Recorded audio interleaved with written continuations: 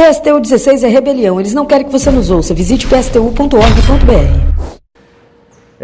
Iniciando aqui o nosso ciclo de entrevistas com os candidatos do PSTU de Santa Catarina, principalmente aqui da região norte do estado, de Joinville e região. Meu nome é Clayton, eu sou carteiro em Jaraguá do Sul e vou entrevistar aqui o nosso candidato ao Senado, Ricardo. Quer se apresentar, Ricardo? Olá, meu nome é Ricardo, sou candidato a senador pelo PSTU, meu número é 160 nessas eleições. E a gente vai estar aqui nesse bate-papo falando um pouco das nossas propostas para o Senado e para o Brasil como um todo, né? Legal.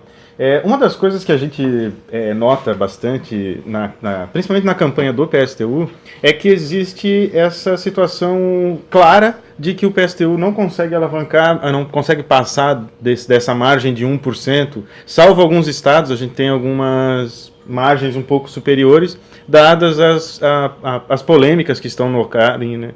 Estão colocadas naquele setor e tal, naquela região, né? Mas uma das coisas que a gente ouve falar é que o PSTU não tem intenção de que haja a continuidade do Senado, né? Tu queria explicar para nós assim como é que funciona esse negócio da democracia, o que o PSTU entende como democracia e a relação que a gente tem com o Senado?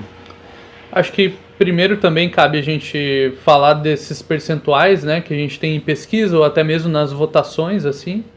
O PSTU é um partido que se organiza cotidianamente, então a gente tem reuniões semanais, né, e elabora políticas sobre vários temas.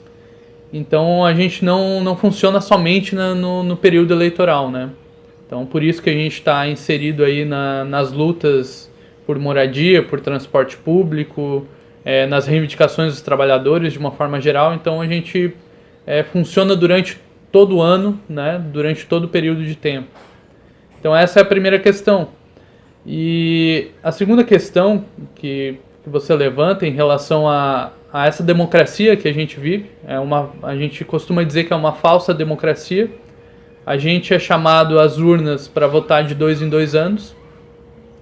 E a gente sabe que as eleições são um jogo de cartas marcadas, que os grandes empresários e banqueiros que financiam as campanhas é quem mais ganha com isso, né? Por exemplo, um deputado financiado por uma certa empresa, depois essa empresa vai cobrar os seus favores na forma de aprovação de leis ou isenções fiscais, enfim, de alguma forma que beneficie os lucros dessa empresa, da mesma forma os bancos, né? Então, nessa falsa democracia que a gente vive, a gente diz que as eleições não mudam a nossa vida, e sim a luta do dia a dia, né? A organização nos bairros, nas escolas, na periferia, nas fábricas, né? Então a gente faz um chamado à população se organizar, e é esse o tema central da nossa campanha nacional, que é um chamado à rebelião.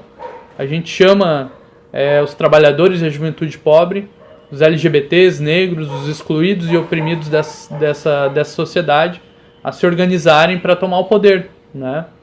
E nesse sentido, o que a gente fala sobre o Senado é que o Senado é uma instituição conservadora, retrógrada, que só aprova leis contra os trabalhadores, nada em nosso benefício, e que a gente tem a ideia de fechar o Senado.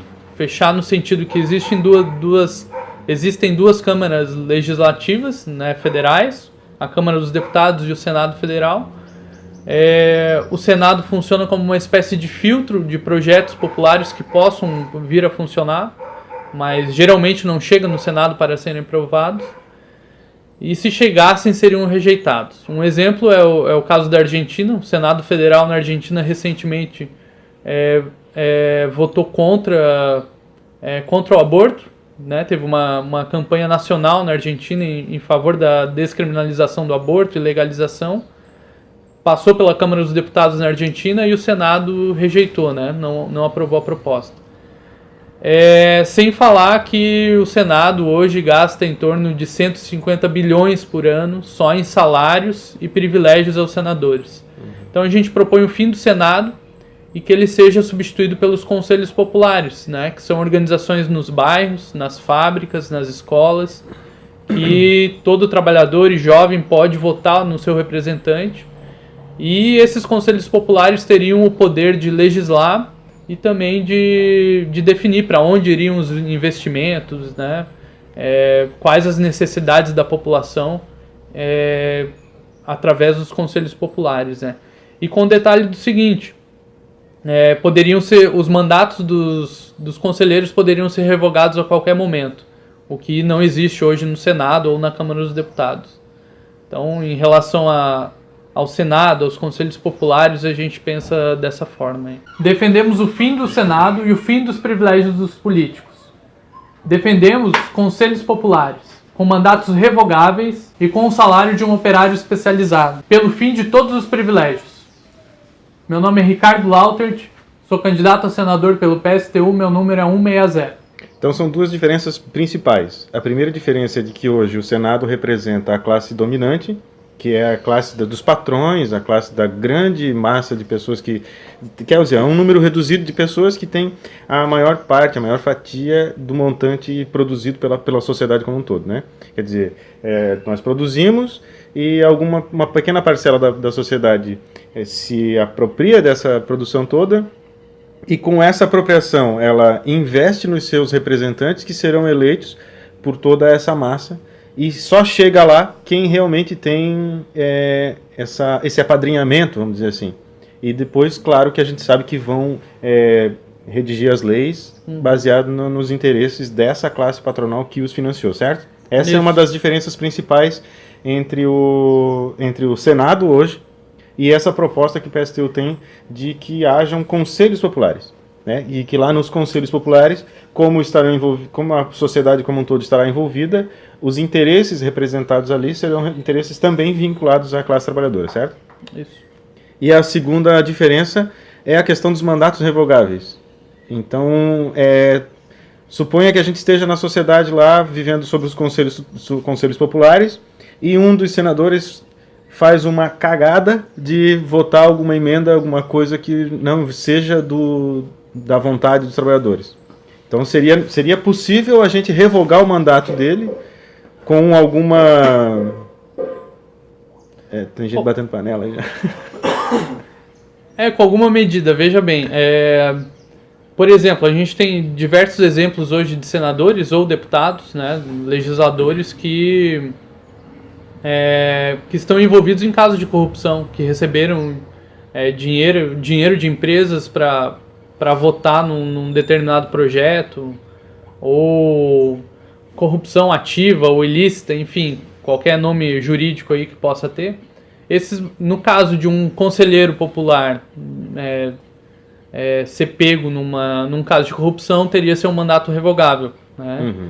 Então, e esses conselhos podem elaborar regras, inclusive, sobre isso, né?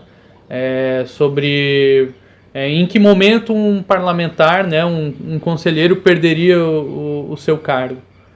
Então, o Conselho Popular teria autonomia para falar sobre isso e discutir sobre isso, e também revogar o mandato do Seria necessário uma nova Constituição, né, a partir daí, né? A gente não teria como adotar a mesma Constituição que está em vigor para estabelecer um novo tipo de sociedade, né? A gente defende uma revolução socialista no nosso país, né? Os conselhos populares substituindo o Senado seria uma forma de transição para depois também substituir a Câmara dos Deputados, né? Mas é essencial que a gente organize a população, o trabalhador, o jovem, para a tomada do poder, né? No modelo que a gente tem hoje, são os empresários que determinam para onde vai os recursos, né? E para quem o Estado deveria beneficiar. Hoje o Estado beneficia os grandes empresários e banqueiros. A gente quer um outro tipo de Estado. Um Estado que represente os trabalhadores, que financie a vida dos trabalhadores, que dê possibilidade de uma vida digna para a população da periferia, para que não tenha opressão, machismo, LGBTfobia, né? A gente quer um novo mundo. E para um novo mundo acontecer, a gente precisa fazer uma revolução. Por isso esse chamado da rebelião do nosso partido. Super massa. Precisamos de uma rebelião. unir os de baixo para derrubar os de cima. Voltando para a nossa pauta, né, a gente, depois de ter dado uma boa análise no que é a democracia burguesa hoje e o que seria a democracia operária mais tarde, com essa ideia do Senado, como a representação burguesa se estabelece hoje, a gente cai nesse cenário onde a gente está em 2018 com perspectiva de passar pelas eleições nesse momento. Nesse momento, a classe trabalhadora não se organiza através de conselhos populares ainda.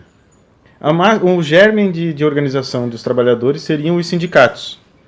E se a gente pegar um breve retrospecto do que foi os sindicatos dos anos 80 para cá, quando surgiu a CUT e tirou os militares dos sindicatos, foi um progresso gigantesco.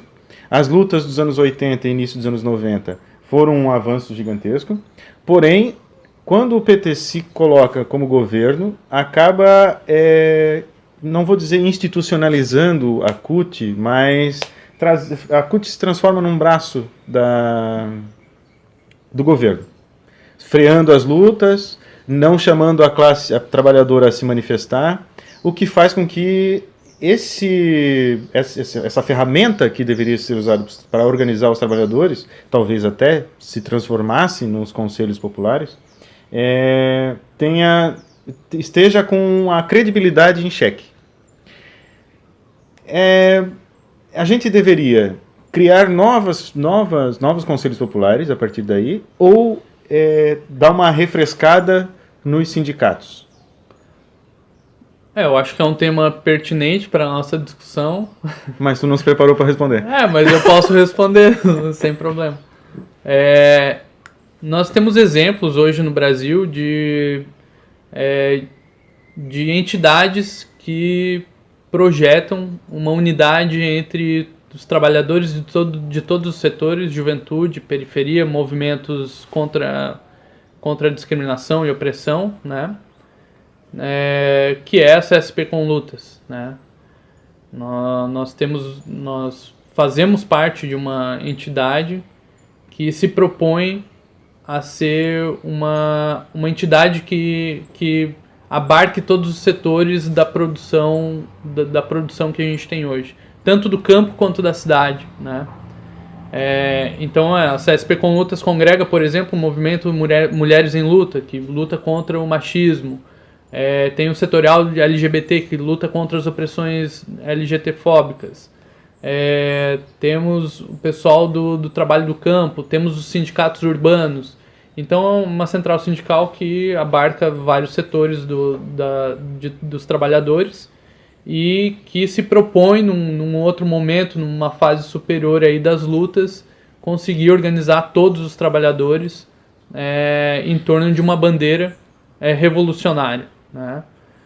A CSP com Lutas surge da falência da CUT, né?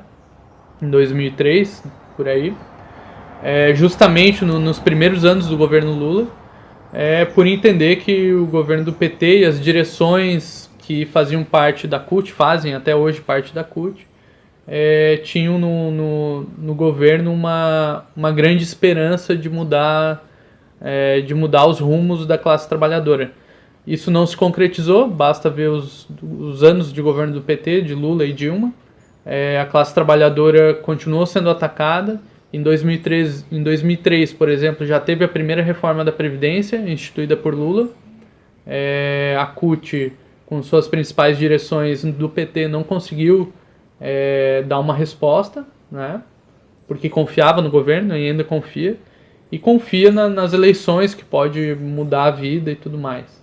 Então nós dizemos claramente que a via eleitoral não vai ser a saída para o conjunto da classe trabalhadora. A gente precisa se organizar nos bairros, nas escolas, né, como eu já falei anteriormente,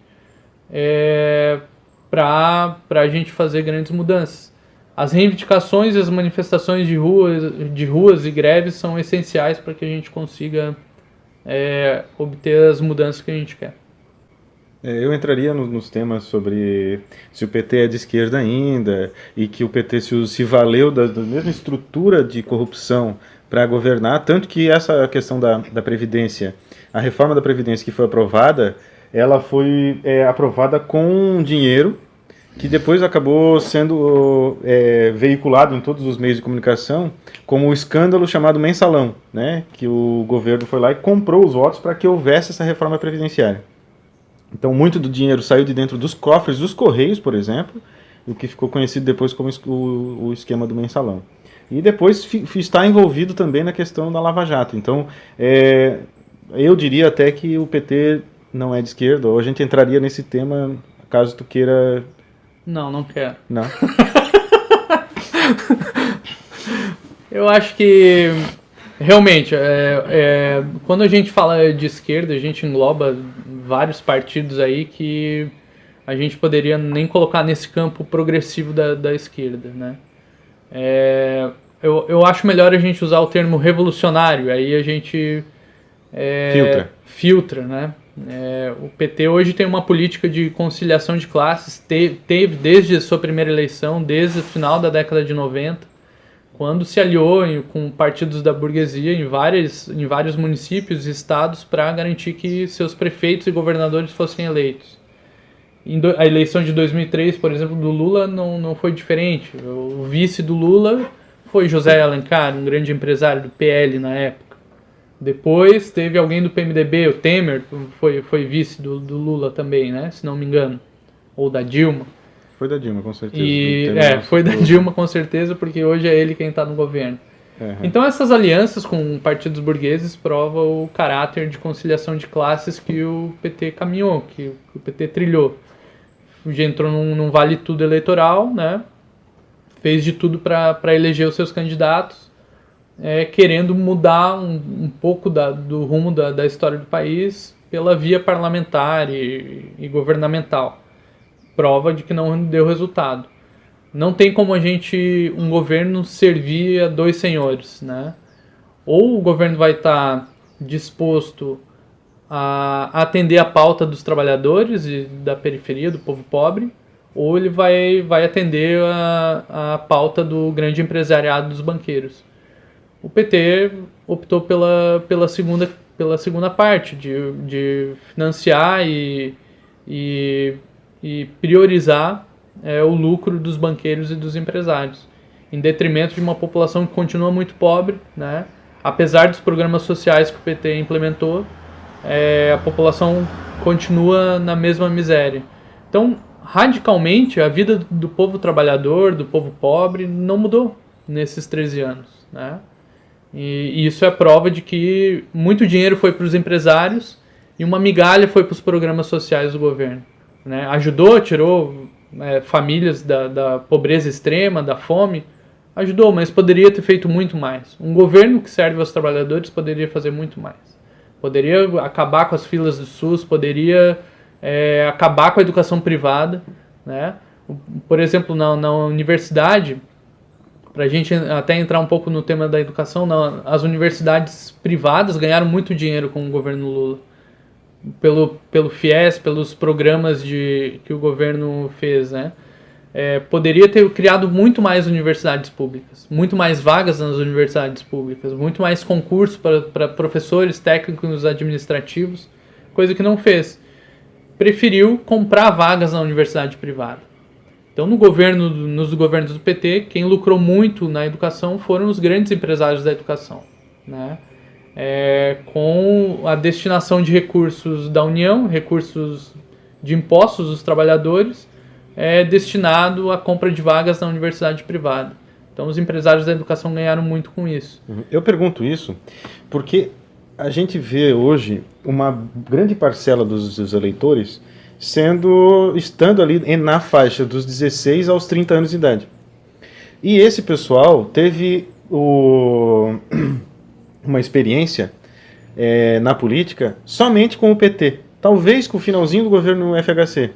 Então hoje existe uma confusão generalizada, pelo menos nessa fatia dos eleitores, sobre o caráter do governo petista, que veicula-se que seja de esquerda e que deixou o país da maneira que está. Por isso, naturalmente, uma opção para se diferenciar desse tipo de governo seria reeleger um governo de direita, né? Que seria uma coisa mais... Mas era só para entrar nesse tema mesmo. Claro que a gente pode aprofundar caso tu queira, né? Caso tu se sinta à vontade, mas senão a gente entra nos outros temas. Não, vai nos outros temas. Aí o que acontece? A experiência que se tem do governo do PT, que é recente e durou muito tempo, né? Teve 13 anos de governo do PT, com os subsequentes 2, 3 anos do governo Temer, que é uma sequência lógica do governo do PT, não houve nenhuma alteração significativa entre o que o PT fazia e o que o Temer tem feito.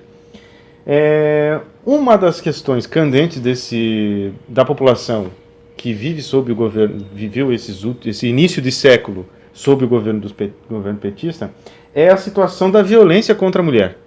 Aí eu queria que tu falasse alguns dados, trouxesse algumas informações para nós, para a gente tentar fazer uma análise sobre essa questão. É importante a gente falar sobre esse tema, até porque e fazer esse paralelo com os governos do PT, porque praticamente 8 anos ou 6 anos do governo do PT foi com a Dilma, uma mulher, né, que não representou a luta feminista, né? Por exemplo, no ano de 2017, a gente teve 12 feminicídios por dia, ou seja, a cada 2 horas uma mulher morria por conta da violência machista, só pelo fato de ser mulher, né? No nosso estado, Santa Catarina, a cada 10 minutos uma mulher é violentada. No Brasil, são 6 estupros por hora que acontecem, né? Então, são dados alarmantes em relação à opressão machista que o nosso país vive. E a gente precisa acabar com o machismo. A gente diz que para acabar com o machismo e o capitalismo são irmãos gêmeos, né? O capitalismo se aproveita da opressão para explorar ainda mais a mulher, né? Com a dupla, tripla jornada de trabalho. Essa lógica promove também o rebaixamento das mulheres em detrimento aos homens, tem menores salários, enfim. E isso a gente precisa encontrar uma solução que não é por dentro do capitalismo, né? Mas a gente diz que só uma revolução socialista pode pôr fim ao machismo. Mas antes disso, o que fazer, né? Durante esse tempo? É possível a gente ter políticas consequentes para o combate ao machismo contra a mulher. Existe muito dinheiro, o Brasil arrecada muito em impostos, cerca de 40% do orçamento da União é destinado ao pagamento de juros da dívida. A gente defende a suspensão do pagamento da dívida para que a gente possa investir em várias áreas aí que a população trabalhadora tem necessidade. Uma delas, o combate à violência contra a mulher. Por exemplo, o Brasil tem mais de 5 mil municípios e pouco mais de 200, 300 delegacias especializadas, delegacias da mulher, né? Então é possível ampliar esse número, né, com investimentos. É possível, inclusive, melhorar o atendimento. Em várias delegacias da mulher são homens que trabalham, né? Então os casos de machismo, inclusive nas delegacias de mulher, acontecem, né, pelos funcionários, enfim. Então precisa de qualidade no atendimento, precisa de ampliação da rede de serviços, precisa um 180 que funcione, né? O Disque 180 não funciona adequadamente. Se a gente pegar o telefone agora e ligar para o 180, talvez a gente tenha problema, né, em conseguir um atendimento. Então precisa fazer muita coisa em relação a isso. Mas o que a gente não pode esquecer, que nós trabalhadores, né, trabalhadores e trabalhadoras, jovens da periferia, LGBTs, mulheres, precisamos nos unir contra a violência machista. E os homens da classe trabalhadora devem ter esse entendimento também, né? Era o que eu ia perguntar, porque a princípio a perspectiva que se tem é que são 2 homens tratando de um tema que não nos é íntimo, né? Nós não somos mulheres, não entendemos a relação que existe entre as mulheres. E a sociedade, em geral, tem discutido sobre isso. Que a gente tem quem diga, em alguns estudiosos, inclusive, vociferam isso por aí, dizendo que, na verdade, é uma falsa polêmica. Porque se tu for nas empresas, em todas as empresas que tem aqui no mercado, e procurar uma mulher que faça a mesma função que um homem, ela está ganhando o mesmo salário de um homem. É fato isso? Como é que se dá isso na prática? Porque, de fato, se tu procurar nas empresas, existe essa relação de que o homem ganha mais ou menos a mesma quantia que a mulher. Não são os dados que o IBGE mostra, né? Ainda a diferença salarial é bastante grande entre homens e mulheres. Se fosse igual, como algumas empresas, ou por exemplo na educação, né, no magistério, um homem tem o mesmo salário da mulher professora, o homem professor tem o mesmo salário da mulher professora. Mas aí a gente não leva em conta, por exemplo, a dupla jornada de trabalho. Provavelmente essa mulher tem que chegar em casa, limpar a casa, né? Porque no mundo que a gente vive, no machismo incutido na nossa sociedade, as tarefas do lar são de responsabilidade da mulher, né? E a gente tem que romper com isso, com a escravidão doméstica também, né? A gente tem que lutar pela divisão de tarefas, né? E também numa fase adiante tem que lutar por creches públicas, que é uma necessidade, já existe creche pública, mas ampliação das vagas. Tem que lutar por restaurantes populares, né? Tem que lutar por lavanderias públicas, né? Para que a escravidão doméstica não se torne... não tome todo o tempo de lazer ou de descanso da classe trabalhadora. E nesse sentido, a equiparação salarial ainda é uma luta, né? Ainda é uma luta justamente por conta da segunda e da terceira jornada de trabalho que as mulheres têm. Então, mesmo se salarialmente, né, tivesse o mesmo salário, o pós-trabalho, né, é muito maior ainda para a mulher. Que não é remunerado. Que não é remunerado, exatamente. Então, e fora que a mulher, quando ela tem essa responsabilidade extra, faz com que ela se ausente do trabalho mais vezes, o que vai fazer com que o salário dela venha para baixo também. Mesmo que ela tenha um companheiro em casa, não é o companheiro que falta do trabalho para cuidar das crianças, para levar ao médico ou para qualquer coisa desse tipo? Geralmente não, né? Justamente pela cultura machista que a nossa sociedade tem e tal, que é preciso acabar. Então, em relação à diferença salarial, a gente defende salário igual para trabalho igual. A gente tem que dar um basta na violência contra as mulheres, com investimento nas políticas públicas consequentes. E não pode perder de vista que a gente está chamando uma rebelião e a necessidade de fazer uma revolução no nosso país, uma revolução socialista para acabar com o machismo e toda forma de opressão.